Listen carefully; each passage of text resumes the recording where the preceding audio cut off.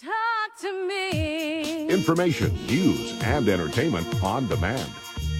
WSRadio.com. Welcome to This Week in Marketing, presented by the San Diego chapter of the American Marketing Association. Thanks for tuning in today. I'm Wade Taylor.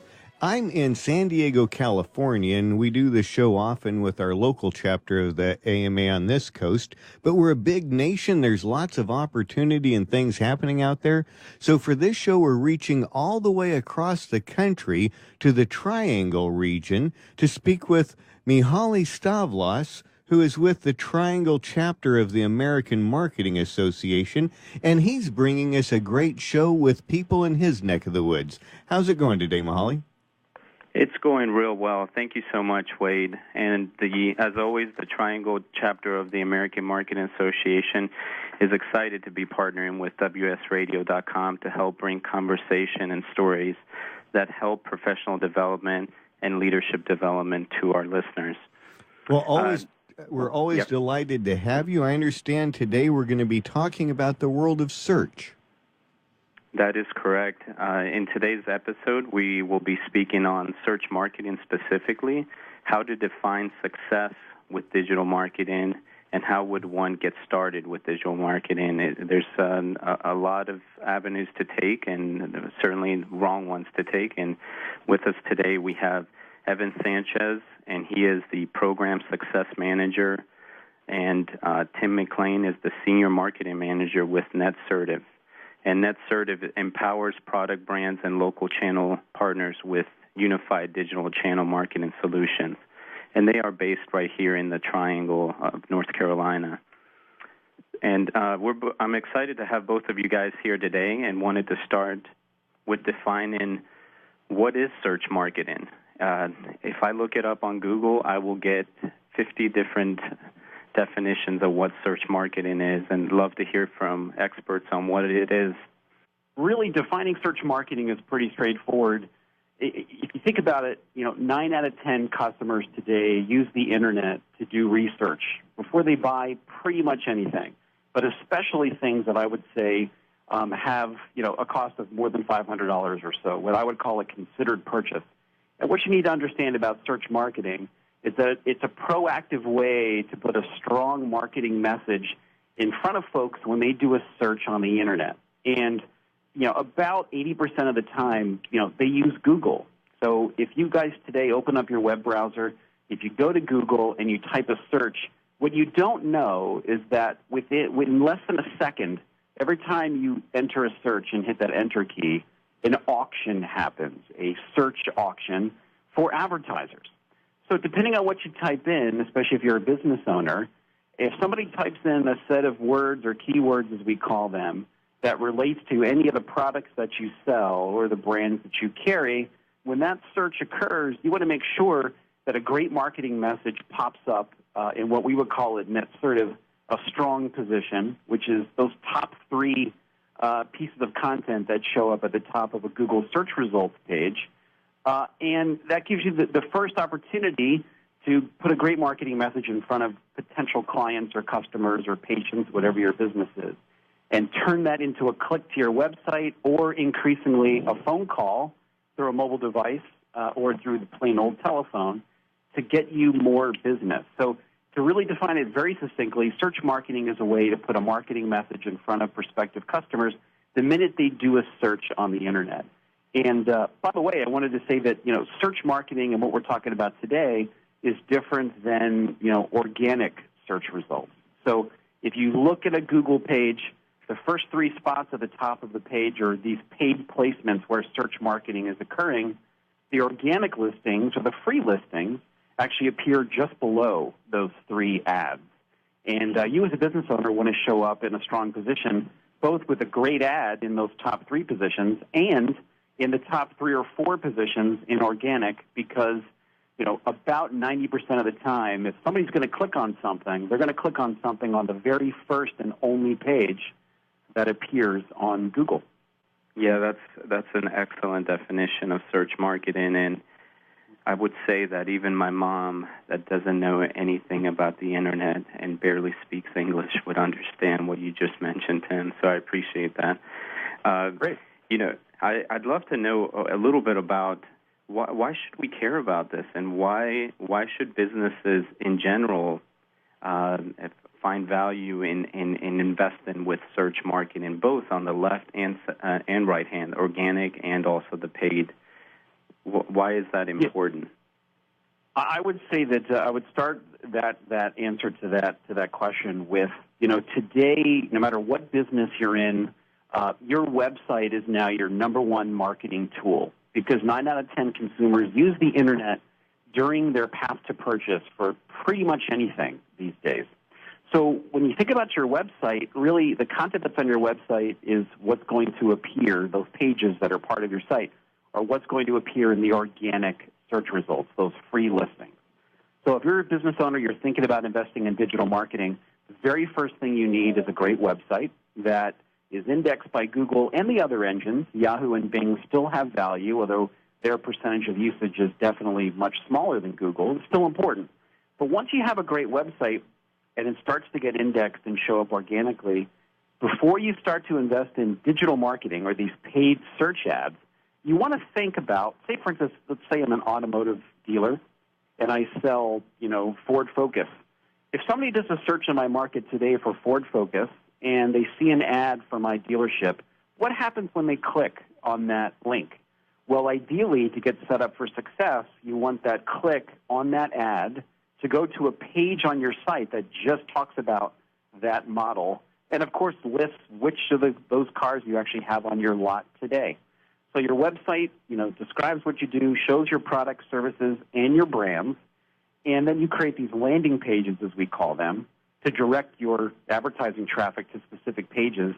And then you can start working with, I really recommend the best starting place, the most effective, cost-efficient place to start is with Google AdWords. And frankly, you can do that on your own if you wish. You can get certified in Google AdWords and run your own campaign. Obviously, we at Netsertive do it as a service to many hundreds of clients across the industries that we serve. And we have a much more data-driven way of assisting our clients with this opportunity.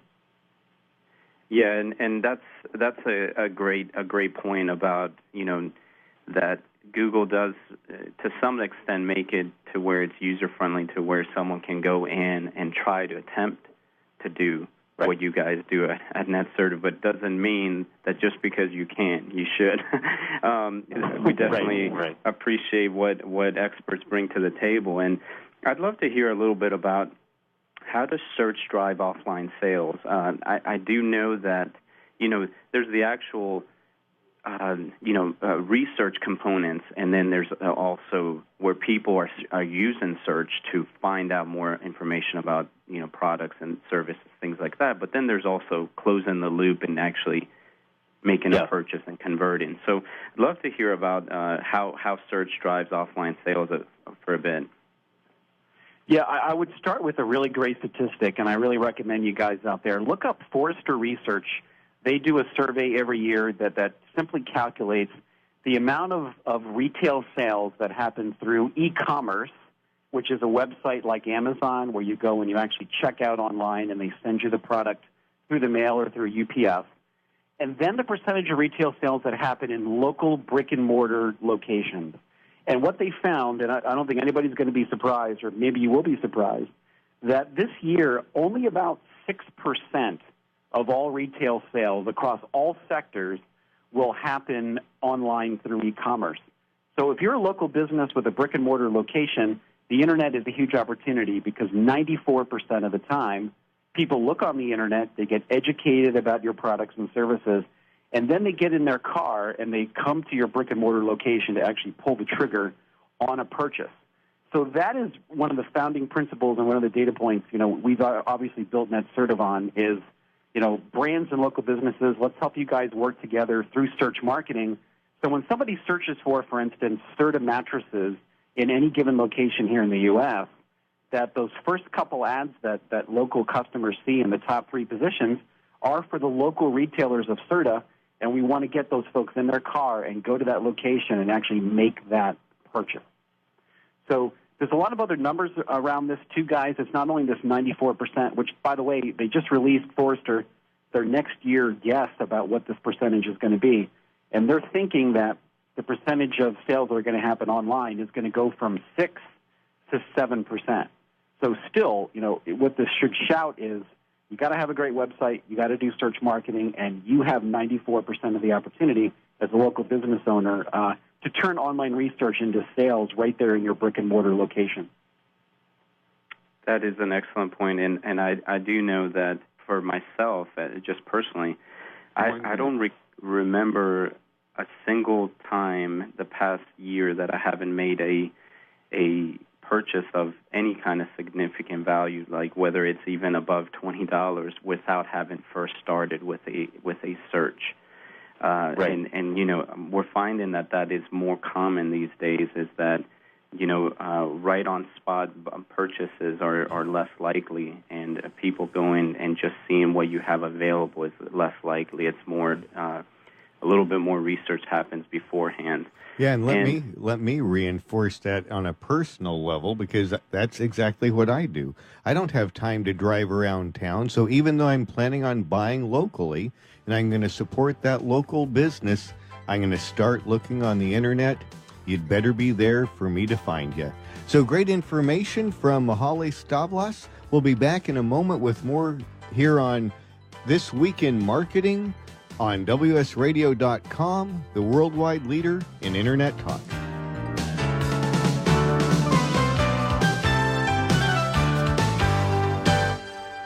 A podcast or radio show on WS Radio is a great way to create content marketing. Turn prospects into customers into raving fans. Contact Wade at WSRadio.com or call 866-WS-RADIO. Small businesses are the lifeblood of America's economy. Every Thursday, SBA Radio interviews industry professionals and is dedicated to provide small businesses with timely insights and innovations. Visit www.sbaradio.us for details. I have some good news for a change. With the stressful times upon us, having a regular glass of wine has proved in many studies to reduce stress. Want some more stress-relieving tips? VinVillage.com is an exciting new social organization connecting wine lovers around the country with an exclusive local and online wine lifestyle experience. VinVillage members can meet others online and in person, attend wine dinners and tastings, participate in forums, blogs, and wikis, purchase limited and exclusive wines, even create your own wine. You heard me. Create your own wine. And best yet, membership is free. So reduce some of the stress and have some fun. Join now and connect with thousands of other like-minded wine lovers. To learn more, go to vinvillage.com. That's www.vinvillage.com. VinVillage is where wine lovers connect. Too many people become victims of frivolous lawsuits and scammers simply because they were unprepared. At Corporate Direct, we use the latest legal tools to help our clients of all sizes create a strategy to protect what is theirs. Asset protection is not only for the wealthy. Our strategies and tools are very affordable and practical. Give us a call at 1-800-600-1760 or go to corporatedirect.com to see how we can help you. That's 1-800-600-1760 for corporatedirect.com. If you heard that sound, you probably are eligible for insurance from Navy Mutual, insuring the men and women of the Navy, Marines, and Coast Guard. Here's what one policyholder, retired Navy Commander Thomas Dade, had to say. Navy Mutual is the best insurance decision I ever made. I wish you had a savings plan available that earned the rates my Navy Mutual insurance has been earning. Navy Mutual Aid Association, started by military members in 1879, serves active, reserve, and retired military today. Navy Mutual honors our military by providing them affordable life insurance with the features they need without fine print, sales fees, or military service restrictions. Value, integrity, trust, and stability are the cornerstones on which our commitment to you and your loved ones are built. Call Navy Mutual at 1-800-628-6011 or NavyMutual.org for your personal life insurance plan consultation. 1-800-628-6011 or NavyMutual.org. Navy Mutual, insuring those who serve. Talk to me. Information, news, and entertainment on demand. WSRadio.com. Welcome to This Week in Marketing, presented by the San Diego chapter of the American Marketing Association. Thanks for tuning in. I'm Wade Taylor, and this episode of the show is being presented by the Triangle chapter of the American Marketing Association, because there's fascinating things happening all across this great country of ours. And so joining me from the Triangle chapter of the American Marketing Association is Mihaly Stavlas. He's co-hosting today's show. In many ways, he's pretty much doing all the hosting, which I'm happy to have the help. So welcome back, Mihaly. Go ahead and reintroduce your guest and take us back into our conversation about search. Thank you, Wade. And as a reminder to everyone, we are here today with Evan Sanchez, and he is the Program Success Manager of Netsertive, and also with us today is Tim McLain, and he is the Senior Marketing Manager at Netsertive. We spent the last segment talking about search marketing and also defining the groundwork of what it is, and is it something you should consider? What is the importance of it? In this segment, I'd love to lay out a little bit more foundation groundwork of how to define success.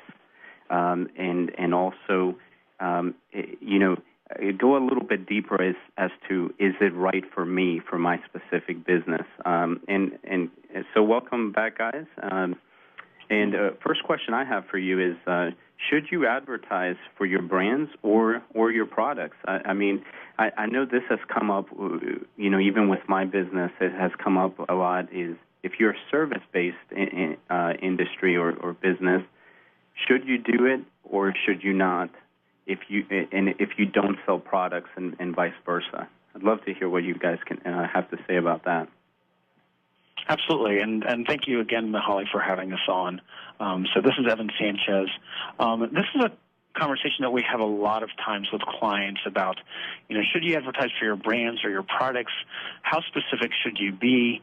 Lots of times when people start doing search marketing, they're influenced and they think that, well, I'm just going to, do everything I can, go after as many keywords and ad categories that I can do, and see what sticks and refine it from there. There's a problem with that approach. Is the challenge with that approach is that you're not defining your success. You have to sit there and think, what brands and products are most profitable to me? Where do I get my biggest profit margin, right? And what are the hot items that I want to move right now? Sometimes if you have a lot of inventory, you may want to say, well, I have a lot of reclining chair inventory and I want to move it. So let's get that up to the top of the search and do that. So lots of times people make the mistake of going too broad. And I think that what you really need to be doing is you really need to be more specific and hone in on the brands and products that make sense for your business. So one of the things that we find is that, especially for the clients that we work with, is that the branded terms are going to be less expensive on Google because maybe more people know about them.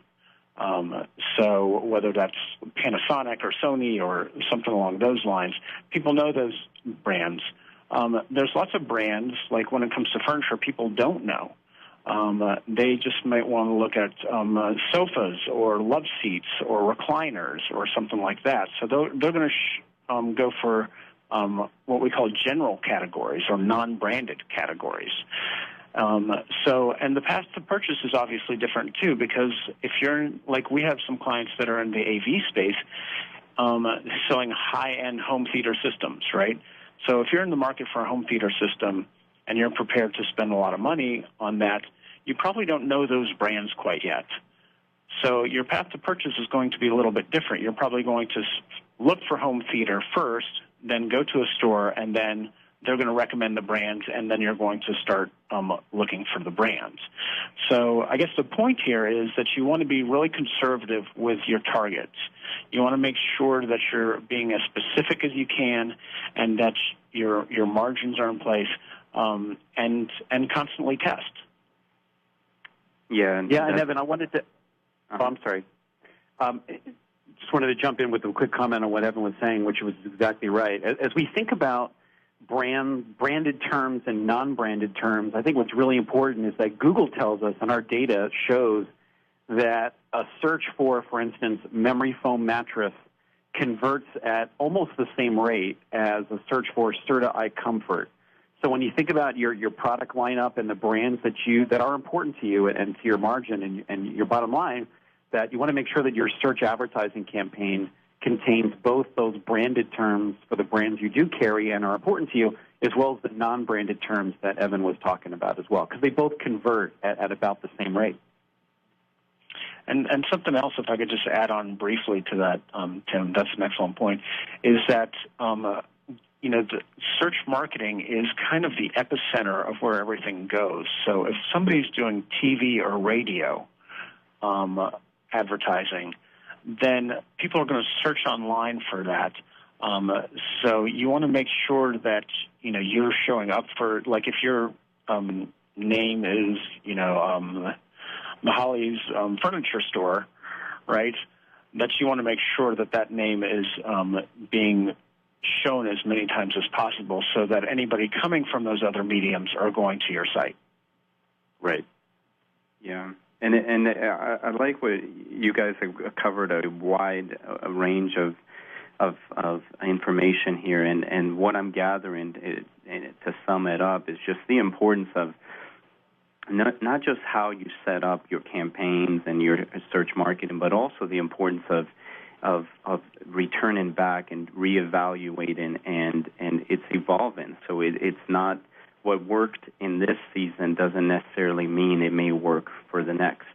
And what worked, your marketing plan for a specific product doesn't mean that 3 months later, as Evan you suggested, is that if inventory changes or you want to move something faster, it's constantly being in there and looking around and adjusting based on search terms and trends and things like that.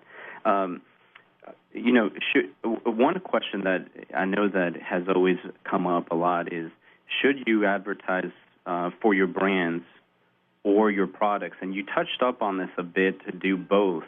Is there a rule of thumb of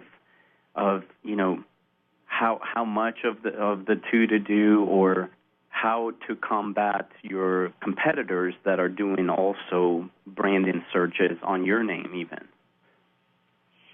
Yeah, that's an interesting point, because lots of times competitors do, try to do what we call conquesting, or trying to get somebody searches for Mihali's furniture store, that they tried to combat it with, Evan's furniture store. That's not, some people, there's different varying opinions on that. At Netsertive, we don't really prefer that approach, but sometimes, depending on the market, it can skew that way. But again, brands or products, it really depends on, what your competition is and what your opportunity is. Because if you find that your competitor across the street is really pushing one product, you may want to push another product. So you really have to do some competitive research and make sure that if there's a category that you want to go after, that you understand the landscape and how much you're actually going to be able to get in those search terms. Gotcha. And yeah, that's very helpful. And I will say that I've gotten this question probably the most out of anything we talk about today, and that is, how do you define digital marketing campaign success? I love it when a client asks, can you send me percentages of what should our impressions be? What should our click-through rate be? What should our conversions be? And, not just for our industry, but also for our company and also for general across the board. And it's, as you can imagine, there's a lot there to answer that. I'd love to hear your perspective on how to define success. Yeah, Evan, let me start this one off because I love this question, and we also get that question quite often. And Evan already mentioned it, and I'm going to double down and say that I caution everyone who's listening not to get lost in the weeds of click-through rate, cost per click, impression share, all these metrics that, a lot of agencies will push at advertisers. I don't know why. It's overwhelming because there's only one thing that matters. And, we're talking about marketing today. It happens to be search marketing. But marketing exists for only one reason, and that's to put the right message in front of the right customers at the right times so that you get the opportunity to sell them what it is that they're looking for. So if we focus in on one metric that matters more than any other when it comes to marketing, and especially search marketing, it's that you start with your business goals and you clearly, before you spend $1 on any marketing or you sign up with AdWords or you sign up with an agency, say, what are my goals for the campaign? So if my goals, again, going back to my auto example from earlier, if I want to go from selling 80 new cars a month to 100, that's an awesome goal to achieve. And all the other numbers that go into what we're talking about here feed into the end result, which is, did I sell 20 more cars in the next month once I turned on my search marketing, or I tuned up the campaign, or I looked at my traditional marketing and made sure that it closed the loop on my digital. So if we put that aside and say that the best metric is converting any activity through marketing, any interest into an actual sale, let's look at what good search marketing metrics look. And we'll be back in a moment. Love to read but just don't have the time? With Audible.com, you can catch up on reading simply by listening. Audible has the largest collection of digital audiobooks, over 85,000 titles in every genre. Listen to a bestseller on your iPhone, BlackBerry, Android smartphone, or one of 500 other compatible devices. Visit audible.com/WS Radio today and get a free audiobook when you try Audible free for 14 days. That's audible.com/WS Radio. Take a break from politics. Tune in and learn something. WS Radio shows are worth your time and are filled with tips and advice. Add us to your lunch routine, and we'll give you a meal for your mind. Do you want to be a professional coach? Are you in business trying to make a real difference with people you manage or work with? Have you started a coaching practice that isn't quite getting off the ground? Get the skills you need to be a successful coach today with the Coaches Training Program from Accomplishment Coaching. The Coaches Training Program will show you how to help others focus and be more fulfilled. Whether you want to improve your company's bottom line or create a thriving coaching practice, Accomplishment Coaching can give you the distinctions and practices you need to coach others effectively today. Accomplishment Coaching has spent 6 years developing a cutting-edge coaches training program that will have you ready to coach people professionally in just 12 months, and you don't have to take time off work to do it. To find out more about the Coaches Training Program, just call 1-888-548-6813. That's 1-888-548-6813. Small businesses are the lifeblood of America's economy. Every Thursday, SBA Radio interviews industry professionals and is dedicated to provide small businesses with timely insights and innovations. Visit www.sbaradio.us for details. If you heard that sound, you probably are eligible for insurance from Navy Mutual, insuring the men and women of the Navy, Marines, and Coast Guard. Here's what one policyholder, retired Navy Commander Thomas Dade, had to say. Navy Mutual is the best insurance decision I ever made. I wish you had a savings plan available that earned the rates my Navy Mutual insurance has been earning.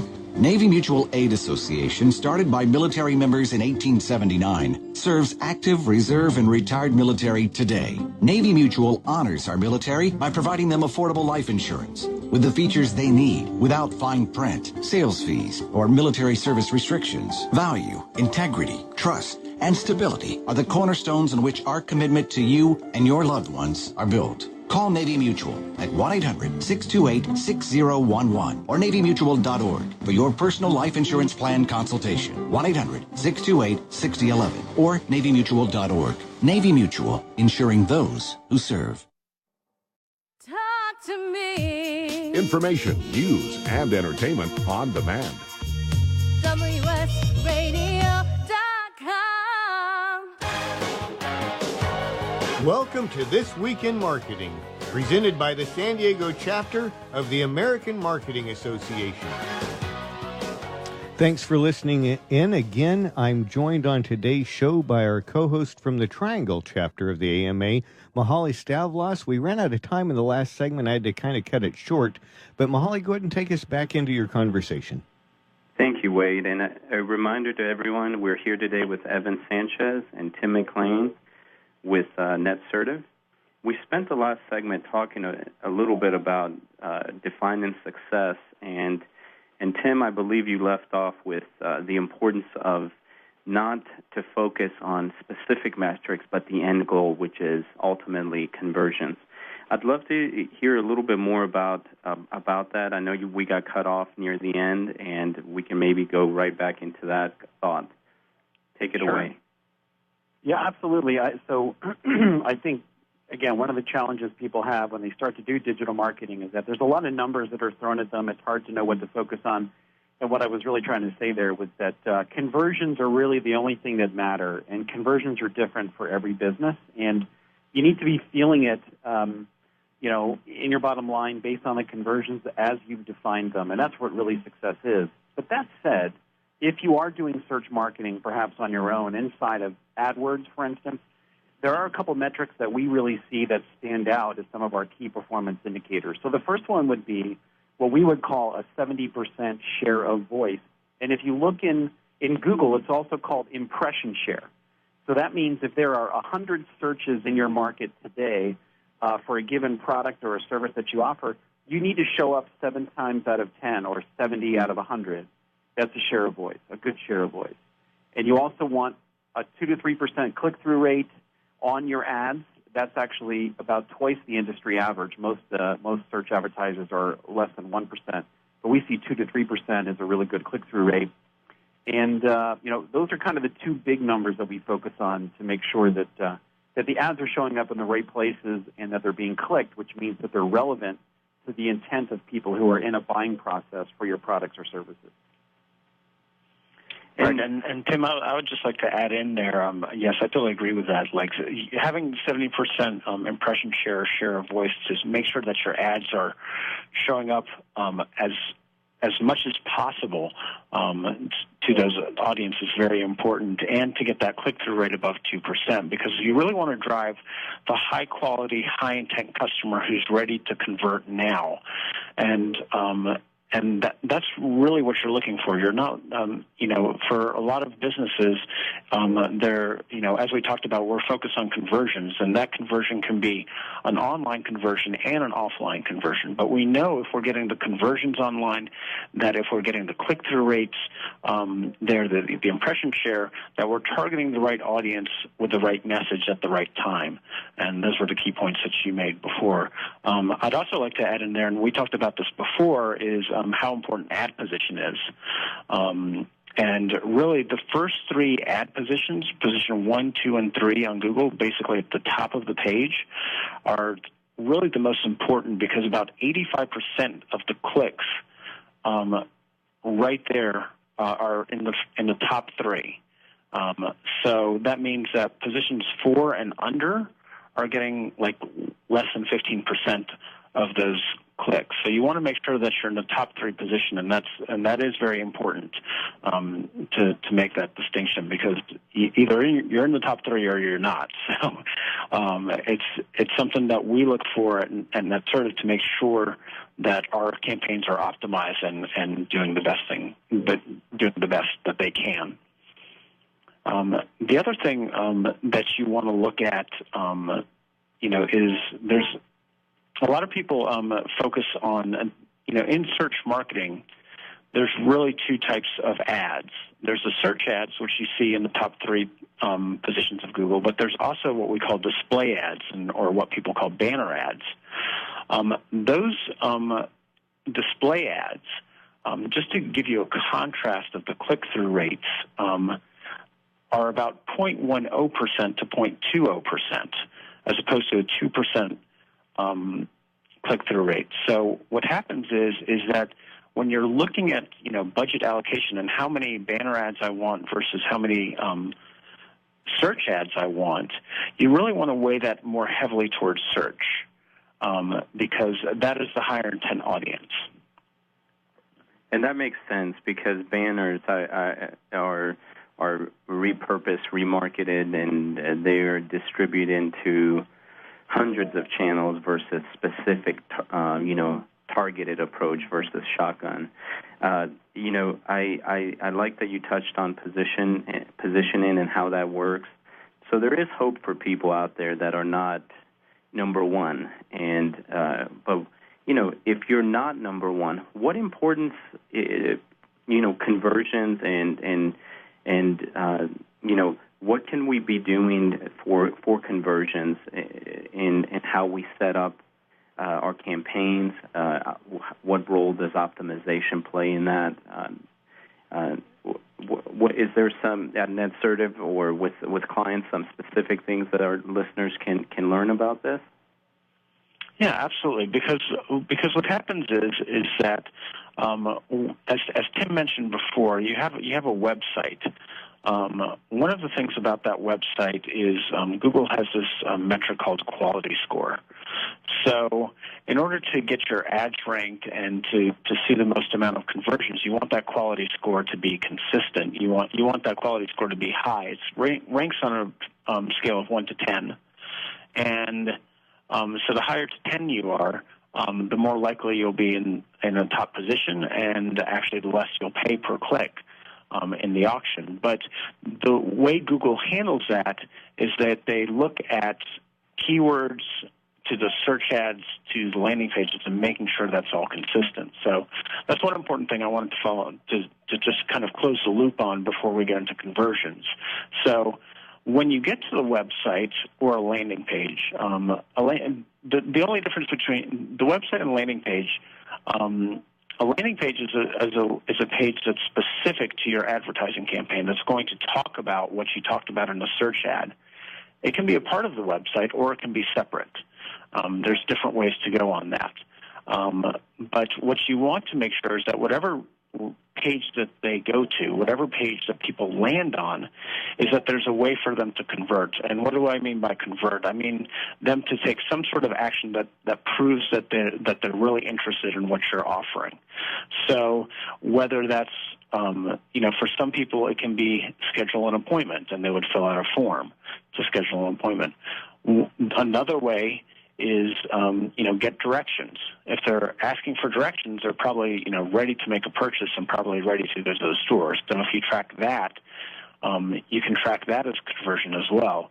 You can, say see more products for the people that are not ready to convert quite yet. So you can see all of those things, and when you're looking at your at the way you broke up the ad categories, whether it's recliners or sofas or love seats or anything like that, you can track the conversion for each one of those ad groups and see which one is converting best. And then what you can do from there is you can focus more of your advertising dollars on the ones that are converting the best, because those are the high intent, high quality customers. That's good. I think, Evan, I wanted to dive into and say another great conversion that we can now finally track consistently and easily are phone calls. So here at Netsertive, we work with our clients. We can actually swap out all the phone numbers that appear both on their website as well as in their search and even their display ads with an alternate phone number that has the same area code, so it looks local, but the last 7 digits are unique to the campaign. So even if somebody doesn't click on an ad or, take a direct action with their mouse or on their computer, if they simply pick up the phone and make that phone call with that tracked number, we record those phone calls, each one as a conversion, and we're actually able to record that call and make the recording available to the advertisers so that they can even see how their folks are doing on the phone and use it as a training tool. But that's one of the newest and easiest to track conversion metrics that we have. And our clients love it, we love it, and it really, there's nothing better than listening to a call coming into your business saying, hey, I'm looking at your website, or I'm on Google right now, and I'm looking at X, Y, and Z product or service. Can you tell me more? And that's the way to really link the spend the investment that you're making as a business owner in marketing to an actual phone call or a conversion that really matters to your bottom line. Agreed, Tim. And I would also like to add that that conversion rate is usually much higher. So if you don't have a phone number prominent on your website, that's something you want to get fixed as soon as possible, because if people have to go searching for your phone number or searching how to find you, that's going to deter them and make them want to hop off the site. So I've found phone calls to be a very important conversion mechanism. And to your point, Tim, you can record them, and you can see, to your point, like about training, about what else could we have handled the call better? Could we have done more for this customer? And you can also track it back to the sale.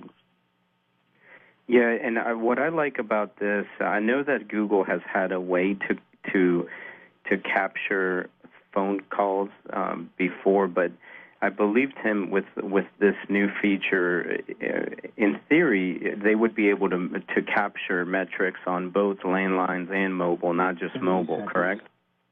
Yes, that is right. It was actually part of their rollout that they made a change to AdWords late last summer, this enhanced campaigns, and you can actually Google it, Google Enhanced Campaigns. And it gave us a whole bunch of new opportunities, both to target mobile people much better, and it also added in new conversion metrics like phone calls, both from landlines and mobiles, which, as we know, this has become, 2014 is the year of mobile, and Google has made a lot of changes to their platform to make it easy for us to help our clients advertise so that mobile folks can find our local business clients a lot easier. And it's available to everybody inside of AdWords now as a standard part of the platform. Yep, mobile is the future. We're building towards that as well here at WSRadio.com. Back in a moment. Thank you for listening to WS Radio. Improve your business and your life with useful information from experts and thought leaders. WS Radio is radio with ROI. Are you an adventurous wine drinker? Would you enjoy trying a bold red with dark fruit and a spicy finish from Hungary? Or an amphora-style Chivi Pinot with layers of complex flavors? Carpathian Wines hand selects extraordinary wines from premier Central European wineries. At CarpathianWines.com, you'll find amazing dry whites, big juicy reds, even the famous Tokaja Azul. Discover award-winning limited production wines from the heart of Central Europe. Find them only at CarpathianWines.com. Hi, this is Felix Taberna, host of Race and Sports Radio. Join our cast and crew every Saturday and Sunday right here at WSRadio.com, beginning at 8 a.m. Pacific, 11 a.m. Eastern. Race and Sports Radio. I raised $8,000 to build schools for South African children. After realizing how many people go hungry in San Diego, I now volunteer at a food pantry. I'm spending the next year doing volunteer projects across 3 countries and helping in ways they designate to be the most helpful. The World Link program at the Joan B. Kroc Institute for Peace and Justice recognizes the potential of youth as agents of social change. Learn how you can help youth become a generation of leaders in action at peace.sandiego.edu. I can't speak more highly about Progressive Medical Center and how they've helped me get my health back, get my energy back. And Dr. Agoli, when I first came to you guys, you found a thyroid problem, and I had no clue, but that's really common with a lot of your patients, right? Underactive thyroid is the most misdiagnosed condition in the United States. According to the American Academy of Endocrinology, well over 25% of the population is not being diagnosed properly. It's because of the testing parameters. If you go to your traditional doctor, they could be missing a key component. If you have crushing fatigue, inappropriate weight gain, cold hands, cold feet, losing hair, lack of concentration, even headaches and migraines could be caused by underactive thyroid. At Progressive Medical, we get to the root cause of the problem because we are integrative, and integrative medicine is good medicine. We use a combination of medication, natural supplements, diet, nutrition, lifestyle modification, and that's what makes it so unique because we tailor it to your personal needs, and that's interesting because you are tailored. Yes, and if you want to get your energy back, be the most vibrant version of yourself, you got to get to Progressive Medical Center. I'm so glad I went. Contact them today through progressivemedicalcenter.com. When it comes to purchasing your next digital camera, there is only one name you need to remember: Canon. Since 1996, Canon has sold more than 100 million compact digital cameras. Their product line covers the gambit from simple to shoot to the camera that the pros use, with eye-popping results. For those priceless family shots, Canon is the name you can trust. To check out their entire line, log on to Canon.com. That's the only name you need to know, Canon.com. Information, news, and entertainment on demand. WSRadio.com. Welcome to This Week in Marketing, presented by the San Diego chapter of the American Marketing Association. Thanks for staying with us. We're in our final chapter, so it is going to race by, but I hope all of you have been learning as much as I have. Do remember that we archive everything here at WS Radio, so you can go back and listen to it over and over again.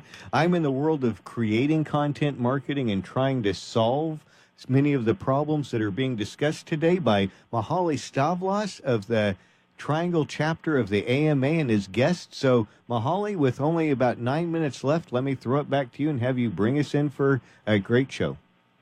Thank you, Wade. And I wanted to remind everyone that here today we have Evan Sanchez and also Tim McLain with Netsertive, and we've been talking about everything search marketing. In the last segment, we talked a bit about conversions and optimization and the importance of setting up landing pages and making sure you test and optimize them, to have call to actions and ways to track calls and that capability that Google has just released. In this segment, I'd like to cover a broad range of do's and don'ts. One of the questions we spent a lot of time today on AdWords specifically, but we know that the world of search marketing has so many other channels. Should we be considering those? Facebook, Twitter, social media in general? Should we be considering other Bing, Yahoo's, equivalents to AdWords? Yeah, and Evan, yes, I would say that there's lots of things to consider when you're looking at your spend and how much you're allocating. Facebook and Twitter are good ways to get people who may have not raised their hand and say I'm definitely interested, but kind of building that conversion funnel. They're excellent tools for kind of building the top of the funnel, kind of what I call demand generation. You want to capture the demand that's already out there, but you also want to generate new demand as well. And I find social media to be a very helpful part of that. Tim, did you want to say something? Yeah, I wanted to chime in and say that the gentleman inside our company, Bill Nagel, who's our chief marketing strategist for our clients, would say it this way. He said, if you had $5 to spend on online marketing, where would you spend it if your goal is to increase, your leads and new sales? He would argue that the first 3 of the 5 should go right to search marketing. We actually have a lot of our clients who are not even spending enough every month to really properly leverage Google search marketing, which is the key, most important thing that's available to folks that are listening today. That's where you want to focus. Those last $2 are the ones that are up for grabs. And here we would say that display banner advertising is all about brand awareness. Running them in your local market is key. And that last dollar, we would say, put it into mobile. That's really where the next big opportunity is. And very last, I would say, is social media, because social media is more for nurturing people that have already had a business interaction with you to turn them into a repeat buyer, as opposed to a pure lead generation channel for you.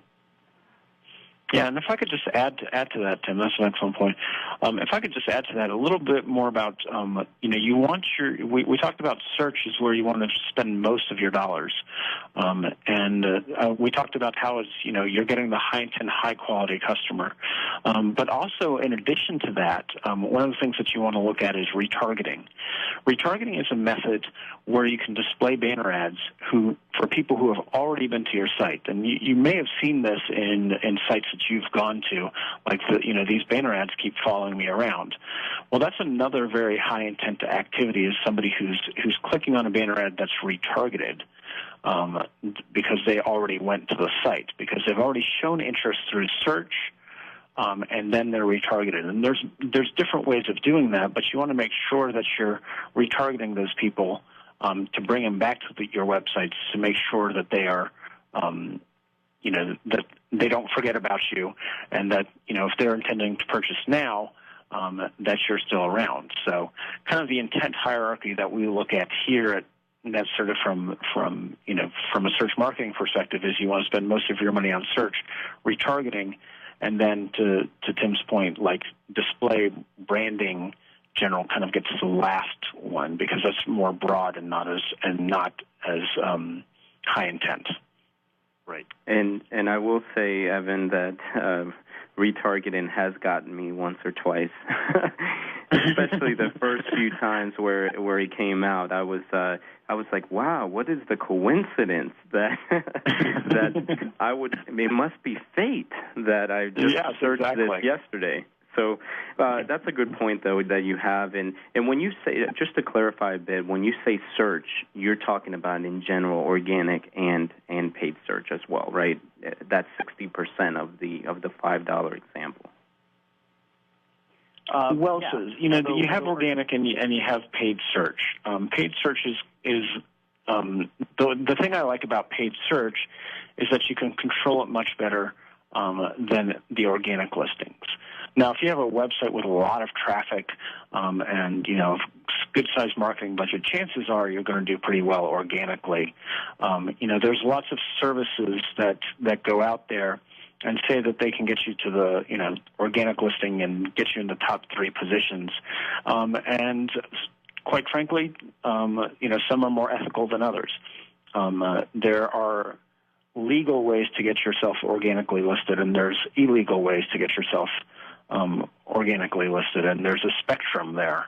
So you have to be careful, about organic listings if you're investing in that, because it is a very specialized area, and you have to go with a reputable company that really knows how to do it, and putting a lot of content and key, quality content is part of that mix. Mm-hmm. Sounds good. And if I could get a summary of 3 takeaways for our listeners today, and also a question that I'm sure some listeners may have is, how would I get started? And if we can wrap that up into 3 takeaways of how to get started, and also what is important that where we can start from today's call, that would be very helpful. Sure. So one of the key takeaways is that you need to have your business goals lined up. You need to know what you're going to do on search, and making sure that you're focused on those categories, and making sure that your goals are in line with your overall business goals of how you want to grow. So that's the first key takeaway, is that you want to make sure that you have smart business goals, and that your campaign is part of that. The second one is you want those key metrics that we talked about, first 3 ad positions. You want to make sure that your share of voice is high, that your click-through rate is on target, that you're doing all the things that you can to do those, make sure that your campaign is optimized. And it takes a lot of work. It takes a lot of, it's not set it and forget it. You actually have, you have to look back and look at trends and see what's coming up as well, in order to make sure that those key metrics stay stable over time. So setting that up is really important to make sure that you're, optimizing for conversions as well. If your landing page is, circa, 2002, it's probably not going to work. Mm-hmm. So you need to make sure that your landing page is up to date, and that you're also, one of the other things, and I think we mentioned this briefly, but one of the things you can do on these landing pages is that there is a way to test on those, and actually very cheaply. Yeah.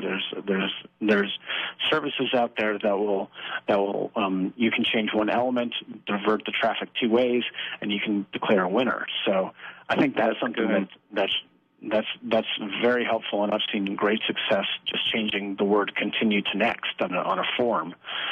That's great information. We appreciate you sharing. I appreciate. How would our listeners find you if they wanted to? Yeah, best way is to go to netsertive.com. Netsertive.com. Well, thank you, gentlemen, for your time today. I really appreciate it.